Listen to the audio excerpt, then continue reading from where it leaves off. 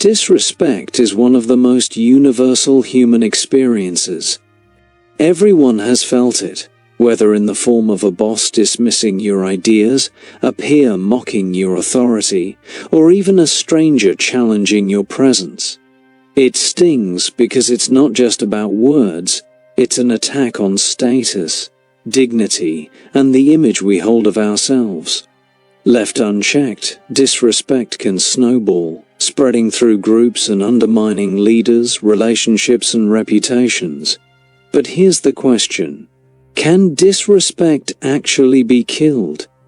Can it be stopped before it grows into something larger and more dangerous? To answer this, we turn to Niccolo Machiavelli, the Renaissance political thinker whose book The Prince continues to be one of the most brutally honest examinations of power ever written. While many see him as cold, manipulative, and ruthless, Machiavelli was, above all, a realist. He looked at people not as they should behave, but as they actually behave.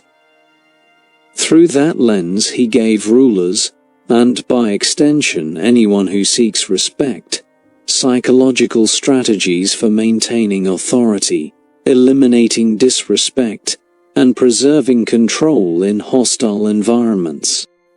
This video dives into Machiavelli's psychology of power and applies it to the modern world. By combining his principles with contemporary psychological insights, we can uncover methods to kill disrespect without falling into the traps of blind aggression or weakness. The lesson here is not about cruelty for cruelty's sake. It's about mastering the art of perception, learning when to be feared, when to be loved, and above all, how to command respect in a world that constantly tests boundaries. The psychology of disrespect. Disrespect is more than rudeness, it is a signal. Psychologists often describe it as a status move, a way to assert dominance, undermine authority, or challenge social order. In competitive environments, whether a medieval court or a modern workplace, disrespect functions as a weapon. It tells others, "You're not as important as you think you are." The reason it cuts so deeply is because human beings are wired to care about status. From tribal times onward, survival often depended on hierarchy. To be disrespected was to risk being seen as weak, vulnerable, and unworthy of protection. Modern psychology reinforces this. Research on social hierarchies shows that people constantly scan for dominance cues, tone of voice, body language, or even silence. When someone disrespects you, they are not only attacking your self-esteem, they are signaling to others that your position can be challenged. That's why disrespect often feels contagious. If one person gets away with it, others follow, because the group begins to question your authority. This is why leaders, from CEOs to presidents, often react swiftly and decisively when insulted. They know that unchecked disrespect metastasizes. But here's the twist: not all disrespect comes from strength. Often, it's born of insecurity. People project disrespect to mask fear, to test boundaries, or to provoke reactions. Understanding this psychological dimension is critical, because it tells us that disrespect is not just about what others say, it's about the game they're playing. Machiavelli understood this centuries before psychology gave it names. He knew that if you let even small acts of disrespect slip by, you invite bigger challenges. To kill disrespect, you must first understand why it exists. Machiavelli's core ideas on respect and fear. Machiavelli is most famous for the line, "It is better to be feared than loved, if you cannot be both." At first glance it seems brutal, but unpacked, it's one of the clearest frameworks for dealing with disrespect. Love, he argued, is voluntary. It depends on others' goodwill, which can change in an instant. Fear, however, is reliable. People might not want to respect you, but they will not dare to disrespect you if they believe consequences are real. In this sense, fear is less about cruelty and more about creating certainty. For Machiavelli, the cornerstone of respect was appearance. Leaders don't just need power, they need to look powerful. He wrote that men judge generally more by the eye than by the hand. In other words, perception outweighs reality. If a leader appears weak, respectful followers will lose confidence, and disrespectful rivals will pounce. Conversely, if a leader appears unshakable, even when vulnerable, they maintain order. This is why Machiavelli advised rulers to carefully manage how they are seen, to project strength, decisiveness, and confidence, even when reality is far less stable. Disrespect to Machiavelli was not just an insult, it was a threat to authority. A ruler who tolerated it risked rebellion. A general who allowed it risked mutiny. A leader who ignored it risked losing followers. The key lesson: respect is never granted freely, it is engineered. Machiavelli saw fear and respect not as opposites, but as twin tools. Fear guards against disrespect, while controlled displays of favor, generosity, or justice secure loyalty. Balance the two, and disrespect dies before it ever takes root. Eliminating disrespect through perception control. Machiavelli's emphasis on perception is echoed in modern psychology's concept of impression management. People respect what they believe about you more than what they know. This means that killing disrespect is less about constant confrontation and more about controlling the narrative others hold. If people see you as decisive, competent, and resilient, they hesitate to cross you. If they see you as indecisive or insecure, disrespect becomes inevitable. One of Machiavelli's strategies was to never appear vulnerable in public. He understood that, even when a ruler was struggling privately, showing cracks in public would invite opportunists. This is psychological warfare, projecting stability even in chaos. Modern leaders do this too. CEOs facing corporate crises maintain calm in press conferences. Political leaders smile while under pressure, signaling strength to allies and enemies alike. The appearance of control is itself a weapon. Perception control also involves creating stories about yourself. Psychologists call this the availability heuristic. People judge based on vivid, memorable impressions, not long-term data. A single decisive action, like standing up to a public challenge, can outweigh dozens of quiet successes. Machiavelli would argue, engineer those moments. By carefully curating how you are seen, you not only eliminate disrespect, you make people afraid to even consider it. Discipline, punishment, and fear. While perception kills much disrespect, some situations demand direct action. Machiavelli stressed that punishments must be swift, decisive, and visible. Delay or hesitation shows weakness, and half measures invite further challenges. For example, when Cesare Borgia, one of Machiavelli's admired figures, needed to tame a chaotic province, he employed a cruel governor to restore order with harsh discipline. Once order was restored, Borgia executed the governor in public, gaining both fear and admiration.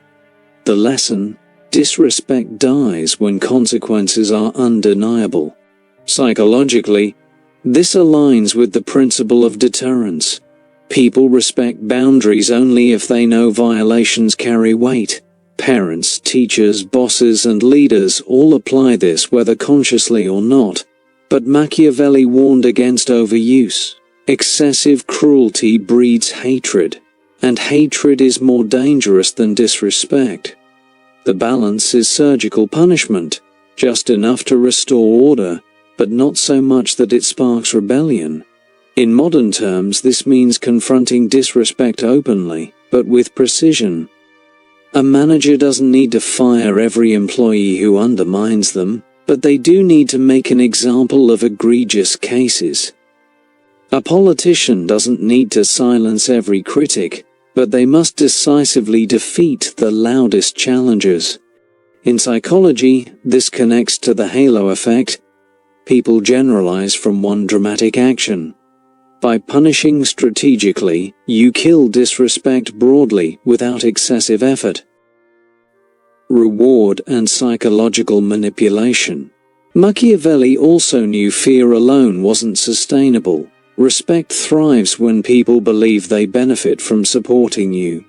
That's why he emphasized the calculated use of rewards. By giving favors strategically, land, positions, money, or simply recognition, a ruler binds people to their authority. But, he warned, generosity must be controlled. Too much breeds entitlement. Too little breeds resentment. The art lies in timing and distribution. Psychology explains why this works. The principle of reciprocity. When people receive a gift or favor, they feel compelled to return the gesture. Leaders who give strategically create psychological debt, making disrespect not only dangerous but also ungrateful. This turns allies into enforcers, as they feel loyalty not just to authority, but to their own sense of fairness. Modern examples are everywhere. Corporate leaders who reward loyalty with promotions often command fierce respect. Politicians who deliver tangible benefits to their base create loyal voters. Even in personal relationships, small but well-timed acts of generosity disarm disrespect before it arises. Machiavelli would argue, combine fear with calculated generosity, and disrespect is trapped between punishment and gratitude. Modern applications, workplaces, politics, and personal life. In the workplace, disrespect often takes the form of insubordination, gossip, or subtle undermining. A Machiavellian approach means setting clear boundaries, addressing violations swiftly, and rewarding loyalty in public. The leader who ignores disrespect loses authority. The one who addresses it strategically strengthens their image.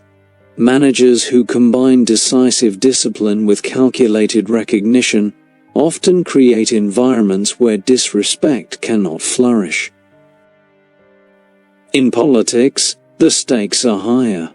Disrespect often comes through public criticism or scandal. Machiavelli's lessons are clear. Control the narrative, strike decisively against major opponents, and distribute rewards to keep allies loyal.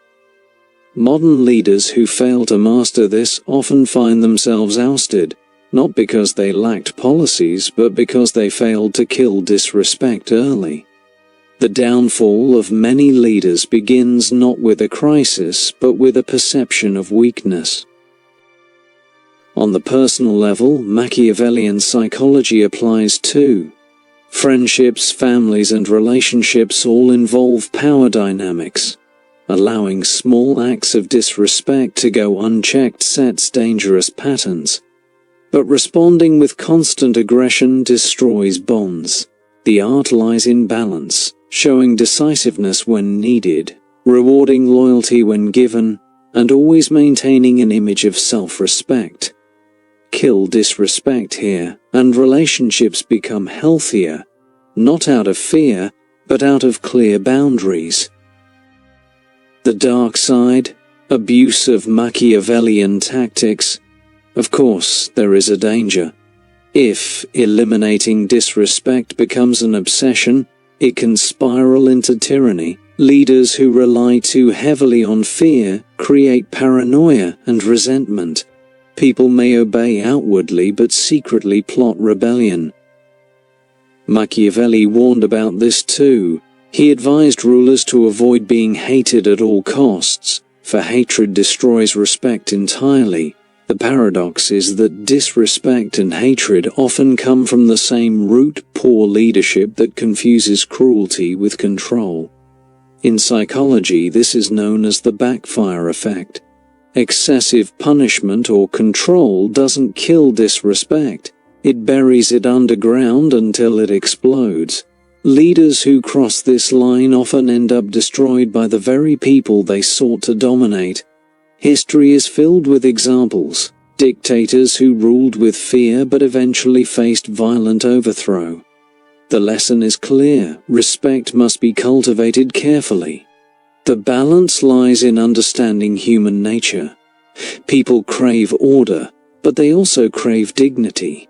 Kill disrespect, yes, but do it without killing the humanity of those you lead.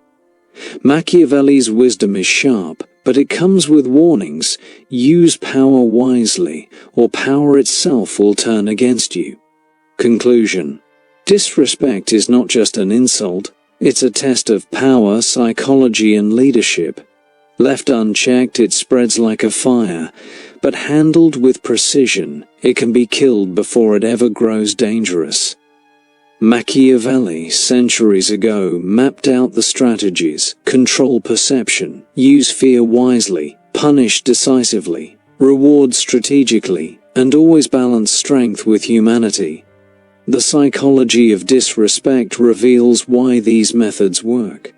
People respond not just to actions, but to appearances, symbols, and stories. They respect decisiveness, fear consequences, and feel loyalty when treated with calculated generosity.